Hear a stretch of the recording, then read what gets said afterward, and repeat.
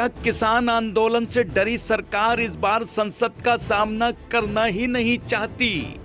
क्योंकि सरकार ने संसद का शीतकालीन सत्र न बुलाने का फैसला लिया है, जिस पर विपक्ष ये सवाल उठा रहा है कि क्या सरकार दिल्ली की सरहदों पर डटे पंजाब, हरियाणा, यूपी समेत अन्य राज्यों के किसानों से डर गई है। जबकि सरकार की दलील है कि कोरोना के बढ़ते मामलों को देखते हुए ये फैसला लिया गया है।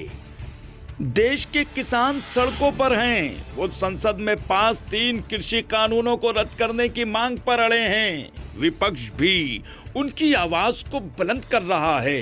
वो सरकार के फैसले को किसान आंदोलन पर चर्चा करने के डर का असर बता रहा है।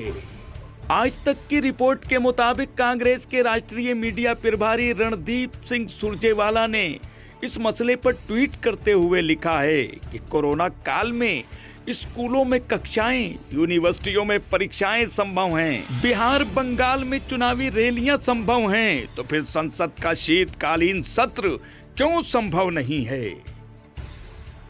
जब संसद में जनता के मुद्दे ही नहीं उठेंगे तो लोकतंत्र का मतलब ही क्या बचेगा?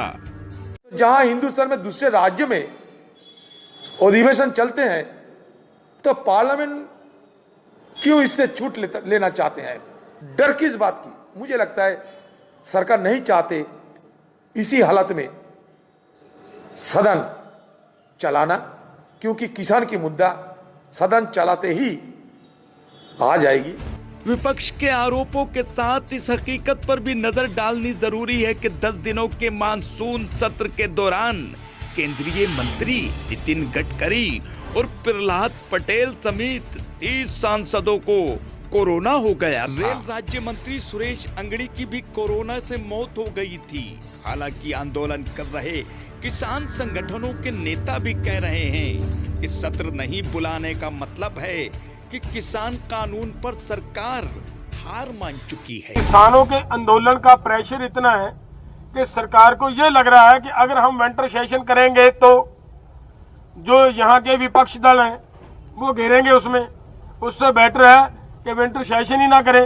इसका मतलब यह है कि सरकार अपने आप वो हार मान चुकी है इस आंदोलन के सामने।